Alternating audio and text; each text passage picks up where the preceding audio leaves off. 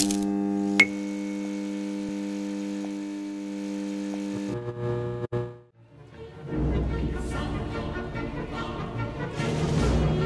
been down here too long. It's time for me to ascend. From the sewers of Gotham, a new villain emerges. From the rooftops of Gotham, the perfect enemy comes to life, and the only one who can save this city is a creature of the night. My dear penguins, thanks to Batman, the time has come to punish all of Gotham!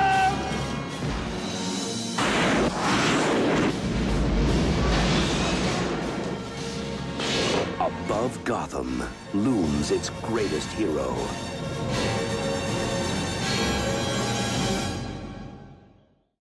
How's it going, everyone? Welcome to another episode of the Underrated series. I'm your host, Steve Cravens, and joining me for the first time is my lovely, beautiful, exquisite, sexy wife, Noelle.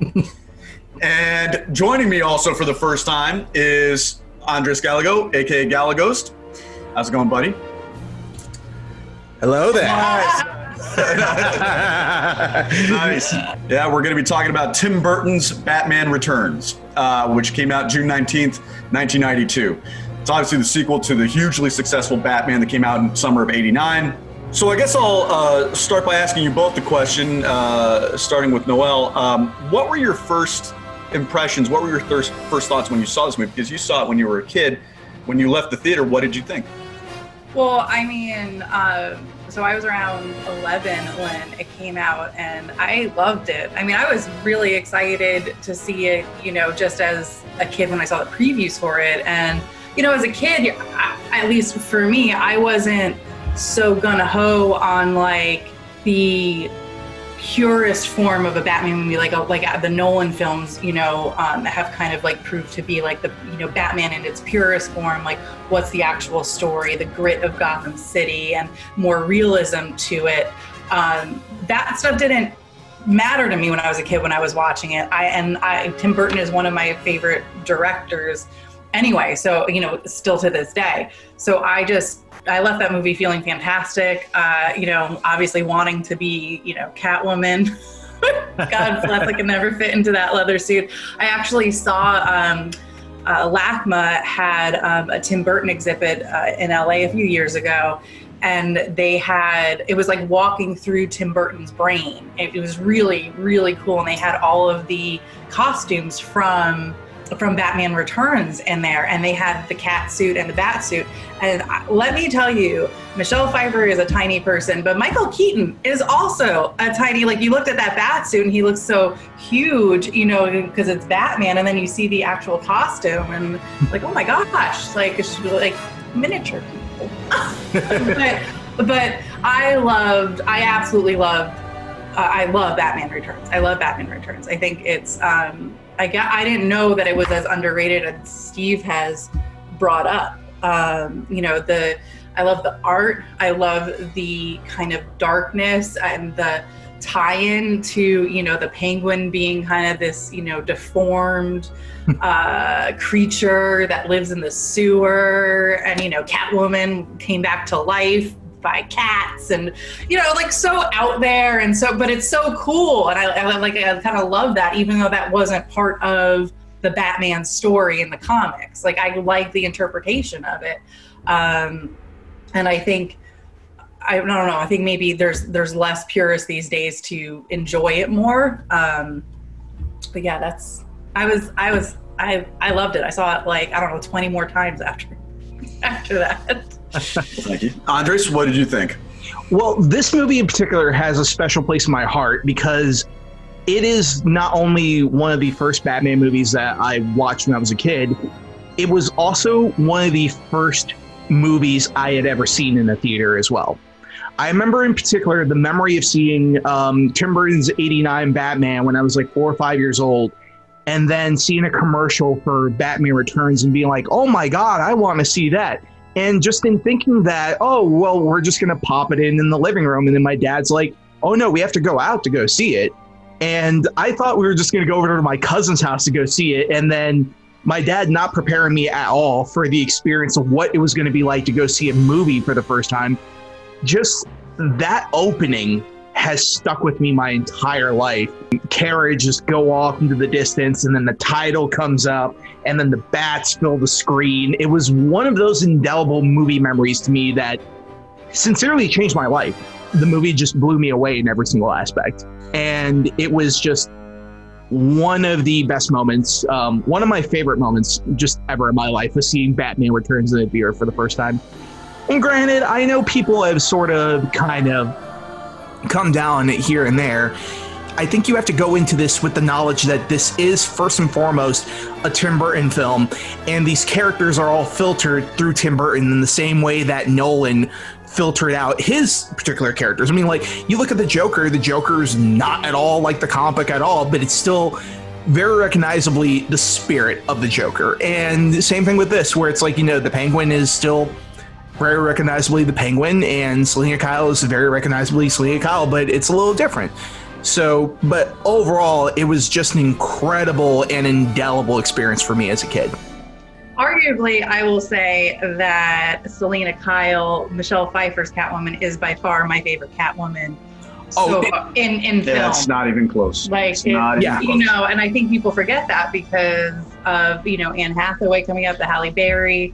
The less said about that movie, the better. But Halle Berry's a wonderful actress. That's fine. You know, she could not save that movie, nor no one could save that movie. Her in that outfit couldn't save that movie. It doesn't exist. No, but you're absolutely right. Michelle Pfeiffer in that movie is the ultimate Catwoman as far as I'm concerned. Well, actually, that's a perfect segue into the next topic I want to talk about, which is the villains. Obviously, it was going to be very, very difficult to top Jack Nicholson as the Joker from the first Batman. It's hard to top Jack Nicholson in any movie he does. Like, regardless if it's a sequel or not, like when he's on the screen, it's very tough for actors to match up with him. He's just such a magnetic presence on the screen, and when he chews up and hams up the scenery like he did in the first Batman, it's like, well, first of all, what villain is Burton going to go with for the sequel, and who are they going to get to play them? Now, for those of you who don't know, Danny DeVito is actually childhood friends with Jack Nicholson from their days back in Jersey, and it was Nicholson himself who actually pushed Danny DeVito to accept the role as the Penguin. And he kind of told him, like, listen, man, I made a fortune from doing Batman. Like, I mean, like all the residuals he got from Batman, all the merchandising, all that stuff, he was a genius. Like, he was just like just unbelievable. It's like, so you know what? Do the same thing, man. Take the role, you know, merchandising, all that stuff. Get the same deal I did, because it's just going to make your bank account go from like here to here. Which is a very Jack Nicholson thing to say as well, too. And you know what? To Jack Nicholson's credit, in a making of feature for the first Batman, he said, you know what? I took it for the money and what the role would kind of bring to me in terms of fortune, but it was also a lot of fun. He's like, it also was just a lot of fun. Like, he's like, I didn't care for the makeup all that much, but he's like looking back in retrospect, it was one of the most fun I've ever had playing the character. This is also one of those, you know, times where you look at Batman and you look at Batman Returns, and you can see that Burton is really having his influence on the character in terms of their look, in terms of their costumes. You know, Tim Burton was an animator for Disney, and, you know, I've seen some of the drawings that he did, for the sketches, I should say, for some of the characters. As a matter of fact, his sketch for the Penguin was really interesting. He did like a little child in a cage, because he imagined the Penguin as a circus freak, and it showed his hands as like little flippers. And I think he showed it to Danny DeVito, and Danny DeVito immediately felt an emotional thing for this picture. He was like, "Oh my God, this poor kid is like a circus freak. Look at him with his little flippers he has instead of hands," and that made him kind of relate to him on that level and having pity for him. Obviously, the way they went, having an incredibly dark motivation for him after he gets discarded by his parents, you know, in a very Moses-like fashion. He gets put in a little basket and he goes down the river into the sewer. And then the penguins find him, because, you know, in Gotham City, they have penguins in the sewers. And they got rid of the crocodiles, and they got rid of the crocodiles and they put the penguins in. I guess they must have been from the zoo. It says that. He's underneath the abandoned zoo. Underneath the abandoned zoo. That's where the penguins go. They go straight into the sewer. Let me ask you that. We'll go on to Danny DeVito, and then we'll move on to Michelle Pfeiffer's Catwoman. do you guys have any sympathy for this character, any empathy for him? Because this is something underrated about the movie itself, I feel, is that despite him being a total monster, a vicious, brutal monster, there are moments where you do feel pity for him, especially towards the end, because he didn't have to be this.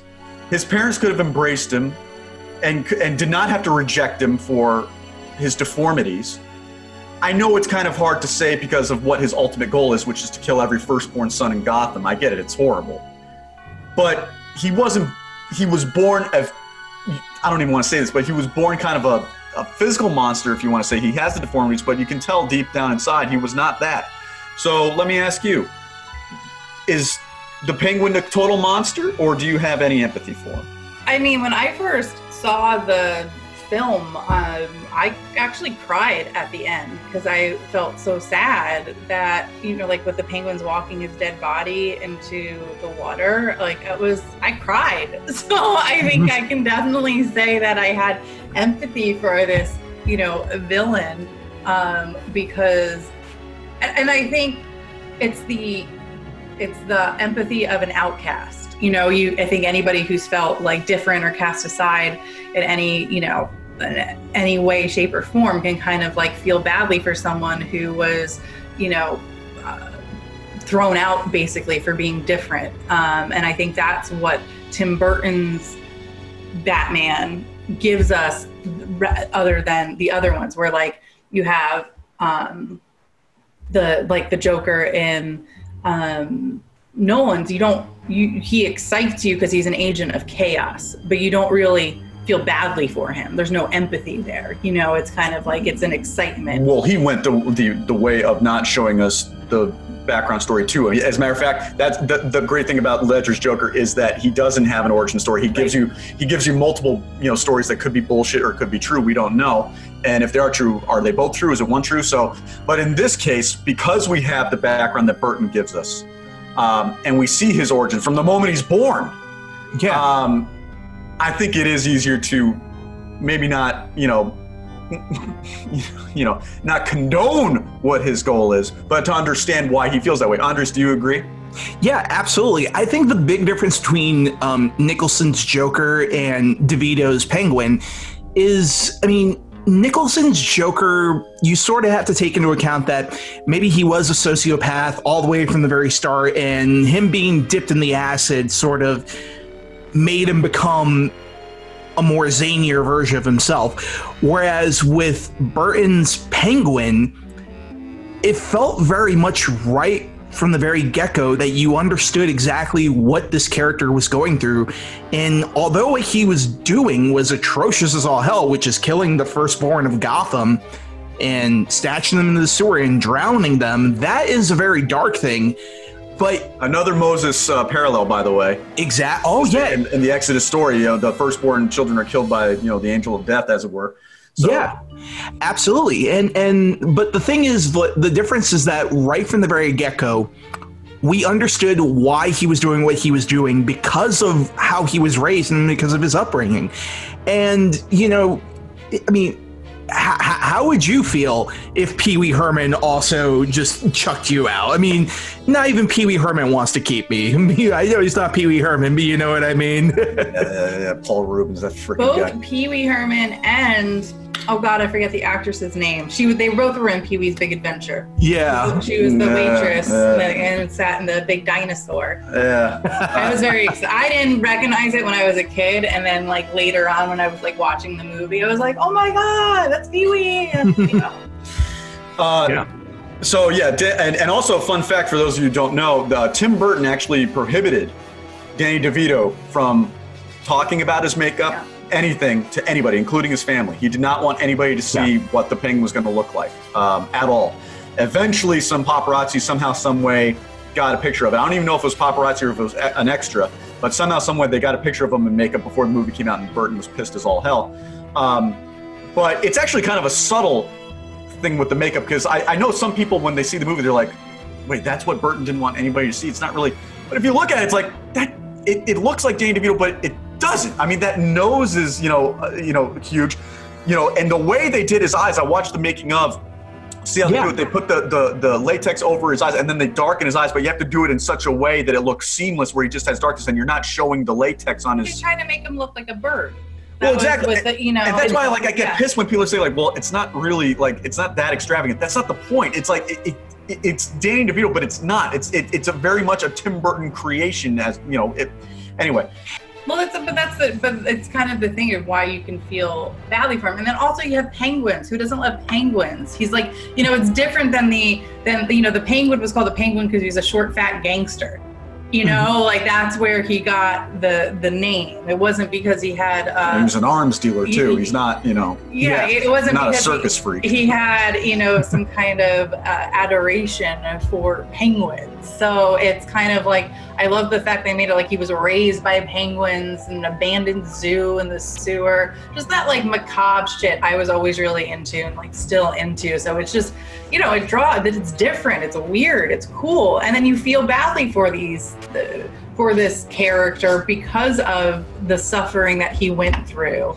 And because of his suffering turned him into this evilness. You know, it's like he wasn't born evil. He had to be, you know, it was pressed into him, you know, through tragedy and torment and feeling like an outcast. But I think wasn't there also in the movie though that he knew who his parents were? There was like a twist. He knew who his parents were. So he wasn't completely honest. So there was a point in the movie where you're like, wait a second, like, you know, like that's when you know he might have always been a pice of shit. Evil. Yeah. You know? I think I was crying for the penguin. I was like, oh, they lost their friend. Like, I was like, oh. Yeah.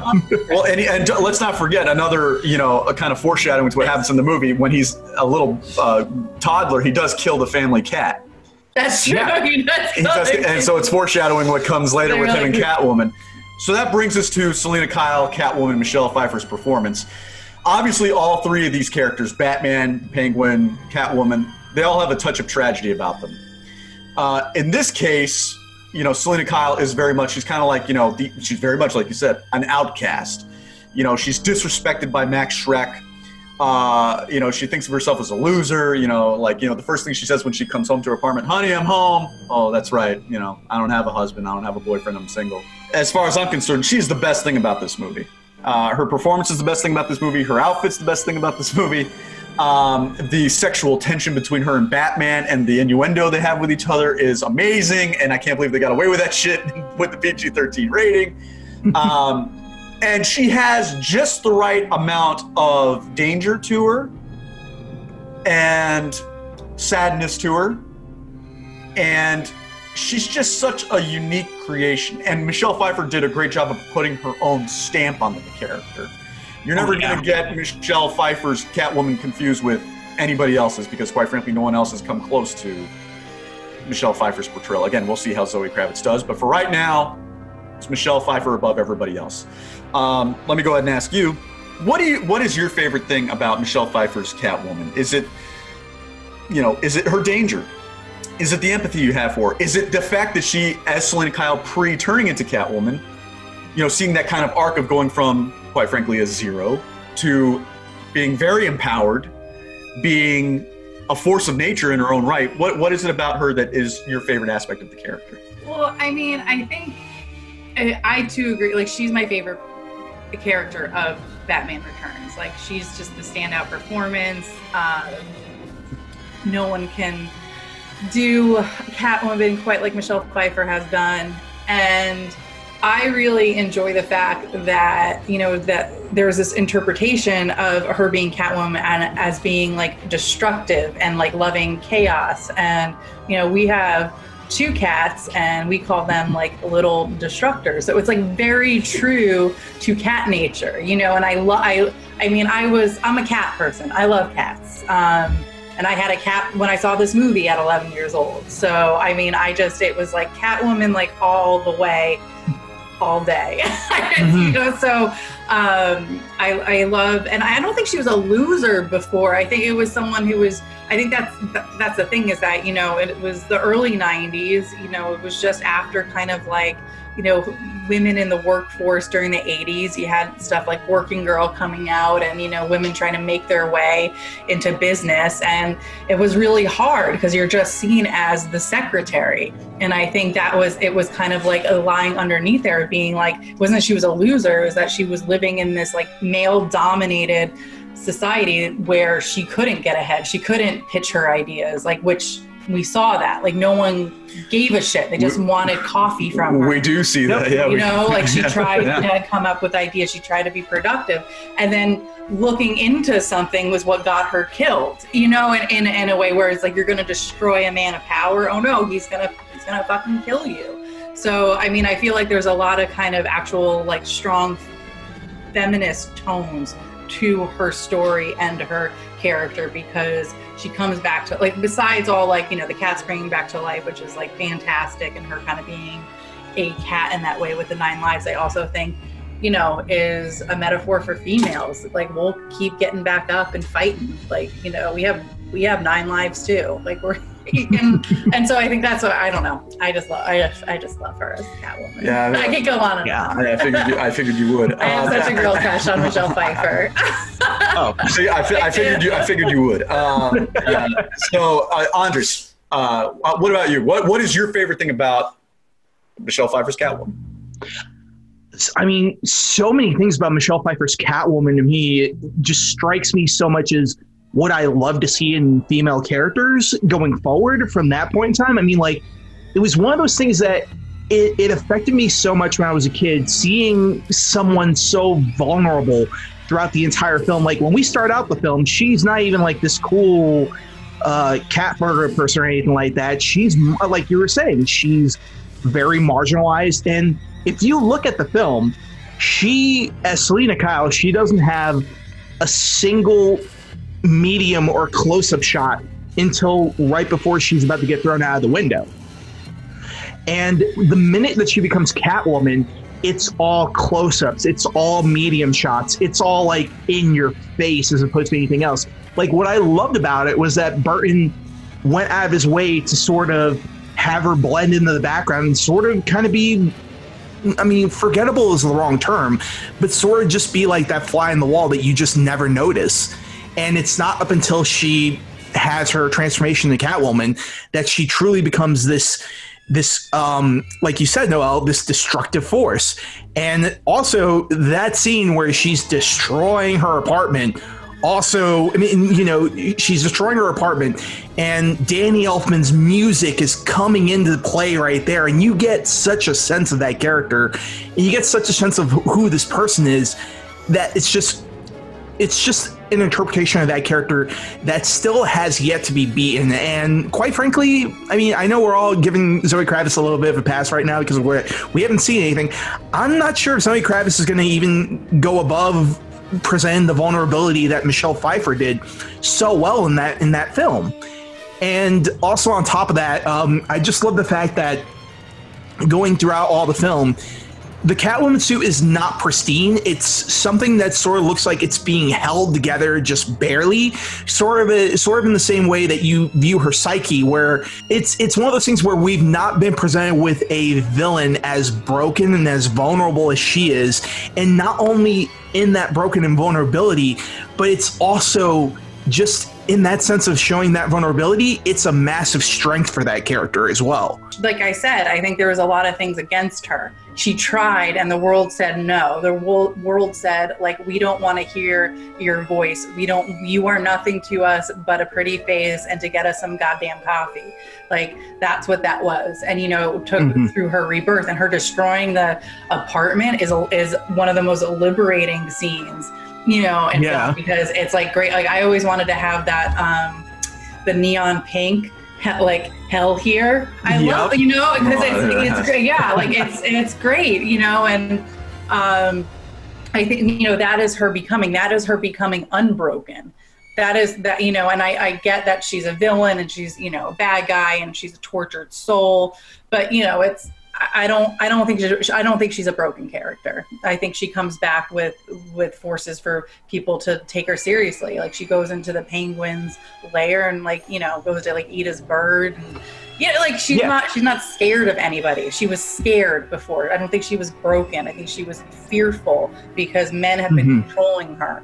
And now she was like, I'm not scared of you anymore. I've already died. I have nothing to be scared of anymore, and everyone can go fuck themselves. Even still to say, like, whenever people just go, oh, what when you think of a strong female character, for some reason, the one shot that always occurs to me is the scene at the very end where she takes off the mask and she's looking at Shrek and she's just like, not like I'm all here for it. And just even the cadence that she has with him later, like all throughout the beginning, she's just like, oh, I figured Geraldo was your Chihuahua, and then all of a sudden at the very end it's the moment where she's like, because he is Batman, you moron. Well, that first of all, that brings us to Max Schreck. We'll do him very quick because I do, even though he's like such a non-factor in the movie, Christopher Walken's so damn funny. You know, like even when he's not trying to be funny, it's just like his mannerisms that are so damn fun. Like everything about that character. And by the way, Max Schreck, being named after the German actor Max Schreck in Nosferatu. As you can imagine, that movie would probably appeal to Tim Burton very much. Tim Burton dreams of that movie when the rest of us have nightmares about it. So Christopher Walken as Max Schreck. Again, it's weird because in a movie filled with darkness, and there's a lot of dark humor in it, Max Schreck provides a lot of that. I mean, he really is. I mean, just the way he says shit. I mean, again, with the New York, Christopher Walken. Remember when he throws her out the window? He throws Catwoman out the window, and Selena Kyle comes back, and she's got the Band-Aid on her forehead, and he keeps telling Bruce, if my secretary was here, I would have had her throw you out of here a long time ago. And she walks through, Selena. And Bruce, what happened? What happened to your head up there? You hit your head, right? On the skiing trip. That's what happened. You hit your head. Is that what happens? And Selena plays that scene to a T where she's just like, yeah, I mean, couldn't you just die, Max? Couldn't you just die? But then the end is the best where he just like everyone leaves. He's like, should have thrown her out a higher window. Do you want me to get rid of her? Women. Nothing surprises me anymore, Chip. Even your late. And just to bring up, just that character, Max Schreck, he's actually the real, true bad guy. Of like he doesn't need any costume. He doesn't need he is just a bad guy. He is a villain within himself. He doesn't have the sad backstory or anything like that. Like he just is inherently a bad, greedy man. He is kind of the villain of. Oh yeah, he's like the puppet master in a way. Can kind of control. He's responsible for everybody. Kind of. And I just also love just how he maneuvers and like finagles his way out of just such slimy situations. I mean, like even when he's getting interrogated by the Penguin in the sewer, where he's like, "Well, how about what is called? I'll show you this toxic waste thing." It's like could have come from anywhere. What about the documents that says you have all these places in Gotham? Now, not saying that there are documents, but if there were, I wanted to see that they were shredded. It's just like, he's still just a conniving, just dirty, ugly bastard. That's one of that whole scene. By the way, how's Fred Atkins, your old partner? Fred's on extended vacation. He's good. Oh, yeah, okay, good. Yeah. He pulls out the hand. Hi, I'm Fred's hand. Want to greet any other body parts? Oh my God! Yeah, he's definitely a POS, but again, he's funny. I mean, like in a dark way, he's very funny. And again, he doesn't have the makeup that Danny DeVito has. He doesn't have the suit that Batman or Catwoman has. But again, very much in the costume design, it's very much a Tim Burton with the stripes and the black and white and the gray and it's all the big hair. The big hair. Yeah, exactly. Right, I mean, what great casting. I mean, talk about, you say this movie's underrated. I mean, how could it be underrated with all of these like amazing actors in it. Michael Keaton, I mean, still is one of the best Batmans. I know, like, I just think he's great. Michelle Pfeiffer, Danny DeVito. I mean, I'd be like remiss to say that I actually think Danny DeVito is the weaker of everybody in that cast. I think that, and he's one of the stronger points of it too. I mean, like he's the weak link out of the bunch, but that weak link is still really strong. Absolutely. And then Christopher Walken. You have Christopher Walken as like anything that Christopher Walken is a bad guy in. I mean, it's like, yes, you signed up. I mean, yeah, no, just the way he talks. And you know, Batman is very much a secondary character in his own movie. And maybe that's why it's underrated. Yeah. I think there's multiple. I mean, that's certainly a reason because people are like, well, this is Batman Returns and Batman's barely in it. You get more Bruce Wayne than you do Batman. Yeah. So I can understand why people be rubbed the wrong way by that because you expect and actually, you know, Batman Begins was the same way though. But you got plenty of Batman once he put on the suit. You know, like you got the whole finale you had him. You know, as Kevin Smith once said in one of his commentaries he did, you know, with Batman Returns, for example, you have to wait a while to see Batman in the suit. I mean, obviously, you know, he has that fight in the beginning of the movie with all the clowns and all that stuff that, you know, kind of come from Penguin's army, as it were. And again, it is very much a Tim Burton movie disguised as a Batman movie. And it's a lot darker than the first Batman. It's a lot more brutal. It's a lot more violent, you know, and again, the dark humor and the sexual innuendos, not really for everybody, I get it. But still, there's so many wonderful things about this movie that just get ignored. And I'm going to go ahead and segue into this. We can talk really quickly about Danny Elfman's score, which again is top notch. And it's a lot more sinister than his first score. I mean, it's a very brooding, a very macabre and at times melancholy in a very beautiful way, especially towards the end of the film. But let's talk about the production design, the set design for the movie, which is a staple of Tim Burton's films. He very much creates his own universes, his own little worlds. And that adds to the charm, I think, is the fact when you see a Tim Burton movie as opposed to the Nolan movies where you're very much in a real world setting disguised as Gotham, whether it's Chicago, London, New York, Pittsburgh, whatever the case may be. These are set on sound stages, and it's very much like you kind of like opened a door, like to use a Tim Burton reference, it's kind of like you're Jack Skellington and you go through the door of Christmas and you're in that world. Every time you step into a Tim Burton movie, it's like you open the door to his mind and you step in, and it's a wonderful experience. It's a very transportive experience. Bo Welch, a legendary set designer, production designer, did the sets for this movie. And I got to tell you, I mean, they blow away everything in the first Batman. And I'm going to be honest with you, they blow away everything in any other Tim Burton movie, I think. I mean, people can have their soft spot for Alice in Wonderland. Charlie and the Chocolate Factory has amazing sets. And incredible art, you know, design, set decoration, whatever. Sleepy Hollow, again, wonderful.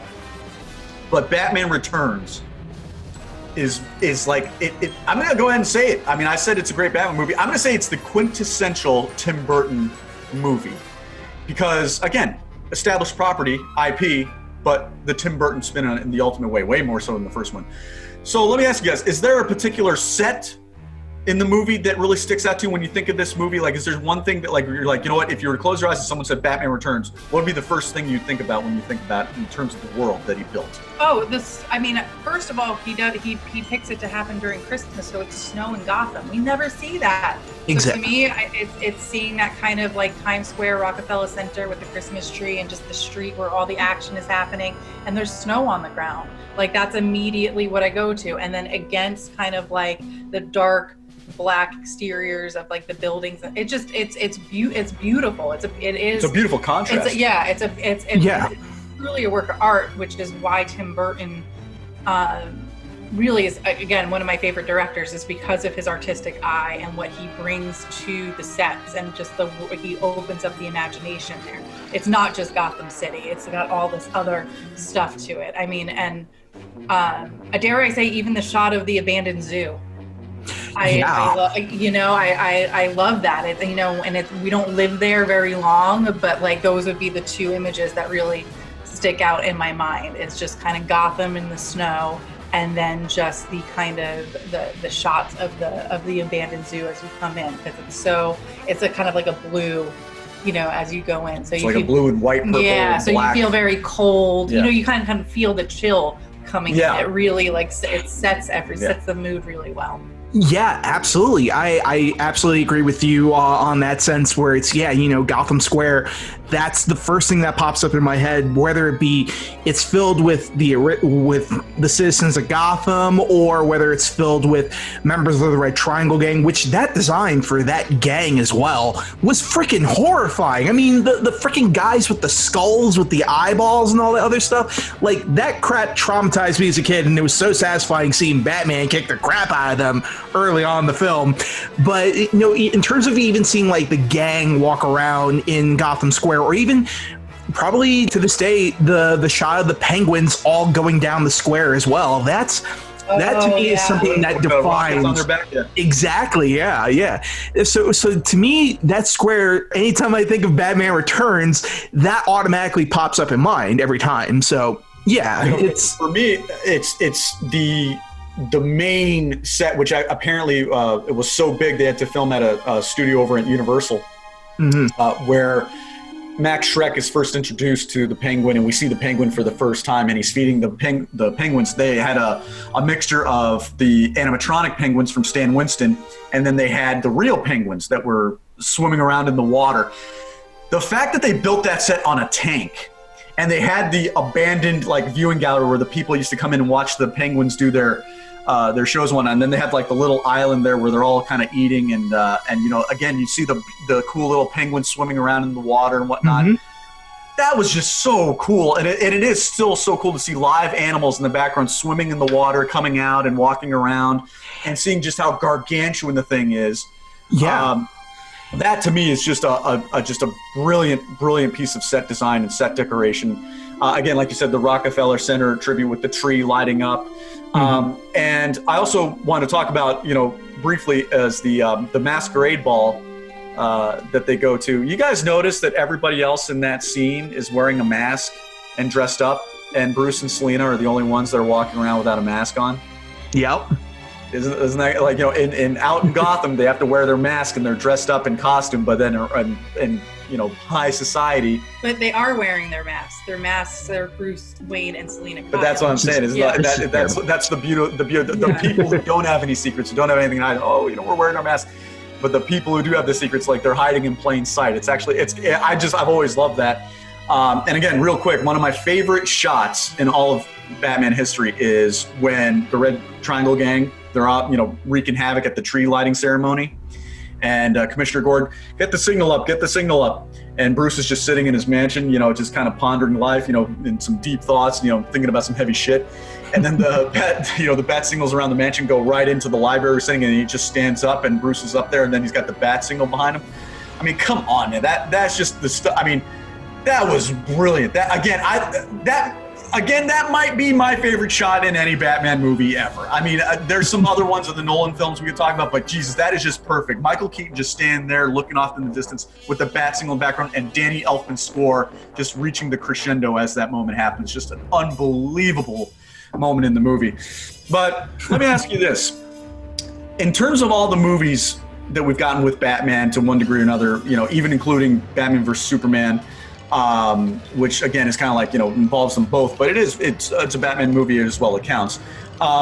Where does Batman Returns rank for you guys in terms of the Batman movie hierarchy? Like, is it up there? Is it towards the middle? I mean, where would you put it? I mean, I'm pretty sure for both of you it wouldn't trump anything that Nolan's done, but I would hope it would trump Dark Knight Rises. I don't know.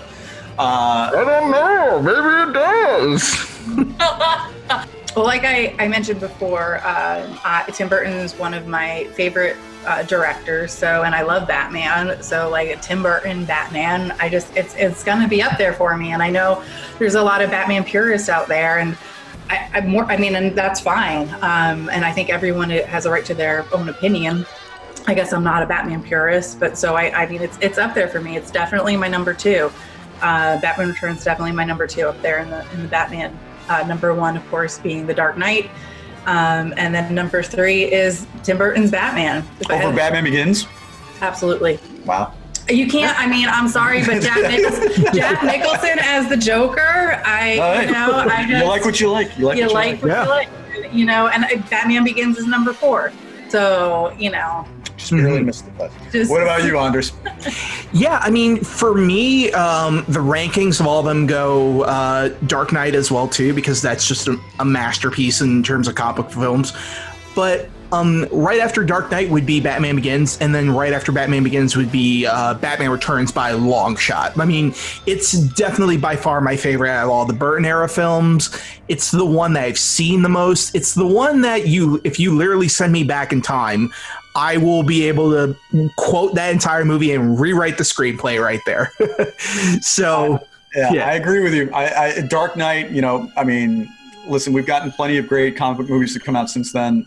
It's almost an insult to call it a comic book movie because, let's face it, comic book movies, when we think about comic book movies these days, we think about, you know, Marvel, you know, a pun every 5 seconds, you know, CGI everywhere. You know, Dark Knight is like, you know, it's a little pretentious, but it's kind of like a crime drama, really. You know, it's a crime drama with Batman, the Joker, and Two-Face in it, which is awesome. And I would go, again, Batman Begins, number 2. Batman Begins is, as far as I'm concerned, even though The Dark Knight's the better movie, I think Batman Begins is the perfect Batman movie. Oh, yeah. You know what I mean? Does that make sense? Like, Dark Knight is a better movie, but Batman Begins is a better Batman movie. And then Batman Returns at number 3. I mean, Batman Returns, it's just, again, we'd never seen Gotham in snow before, and we hadn't seen it since until Dark Knight Rises. And there's just so many wonderful things about this movie that, once again, I'm glad that over time, people have kind of started to look through a different lens at it and really appreciate the artistry that's on display. Because Tim Burton, love him or hate him, is an artist. And, you know, you don't have to like all of his movies, but you've got to appreciate the craftsmanship on display and the heart that he put into it.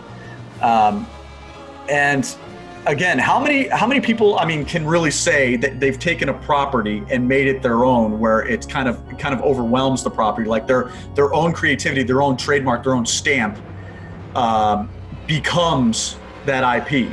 Not very many people can say that. It's very, very hard to do that.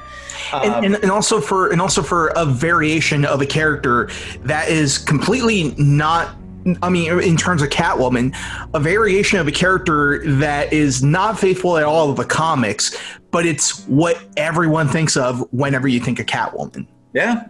And again, a movie that is underrated, indeed underappreciated. I think the biggest word we can use to describe this movie is misunderstood. And it's just a brilliant movie across the board, a work of art as far as I'm concerned. It's where art and commerce meet. And, you know, people who wonder, can you make a summer blockbuster that's also the work of the singular vision of a filmmaker? Yeah, you can. It's been done recently, but that's also one of the first times where I can think of where it's been done. And I think over the years, it'll just continue to grow in stature, because we get superhero movies all the time. We don't get superhero movies like that anymore. Yeah. Do you have any final thoughts that you'd like to say on the movie, either of you, before I give us our little outro here? I just, I know you do the underrated series, and when you said you wanted to do this movie, I was actually stunned because I didn't know that it was underrated, because it's one of my top, and I loved it. I was, old enough to see it in the theater at the time, so I just was like, no, everybody loved that movie, so I'm remembering it as, this big blockbuster that everybody loved during the time. So I had no idea that this was actually something that people really didn't appreciate. It wasn't until maybe the Kevin Smith Twitters came out about it that I was like, oh, people, when I understood the Batman purist thing, I was like, oh, I guess people don't like this movie. So I'm just, happy that this is on there, because it's really a wonderful movie. You have fantasy, you have art, you have villains. It has everything, and it has one of, stuff that is lacking in all of the Batman movies, in my opinion, a strong female character. I don't think we really see, you can say what you will about the 2 Rachel Dawes that we saw in the Nolan's film, but I think Michelle Pfeiffer's Catwoman blows them out of the water. Easily. Literally blows them out of the water. Easily.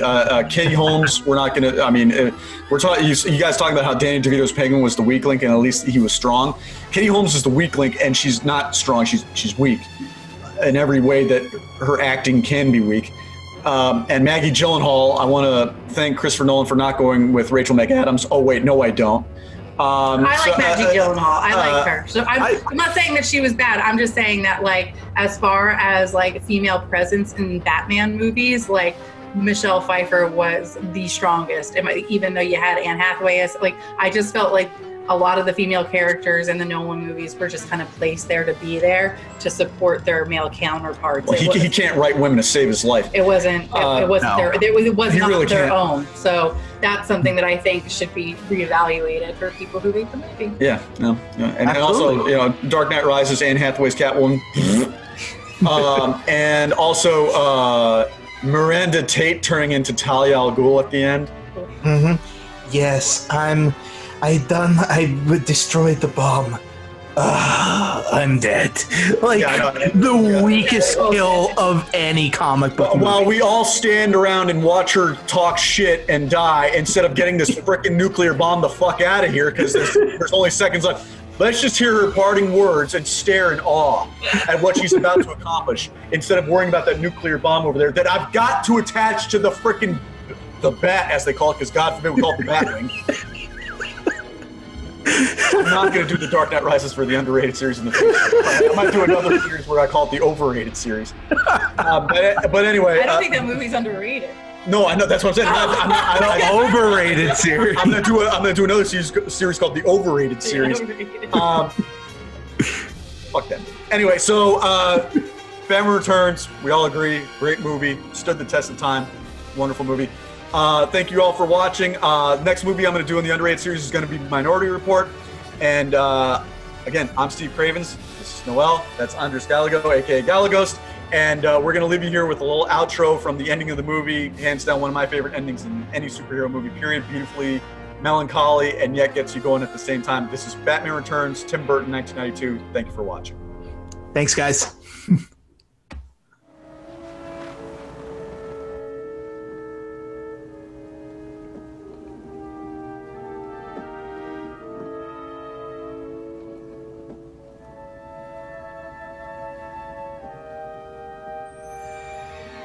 Alfred, stop the car.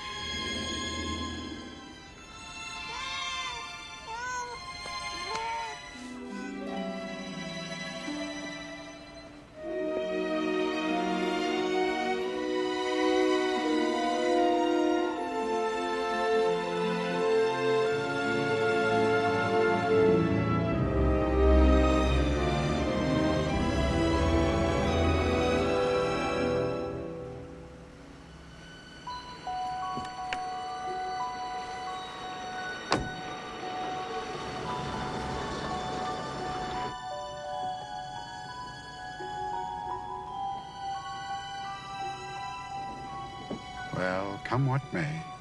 Merry Christmas, Mr. Wayne. Merry Christmas, Alfred. Goodwill toward men.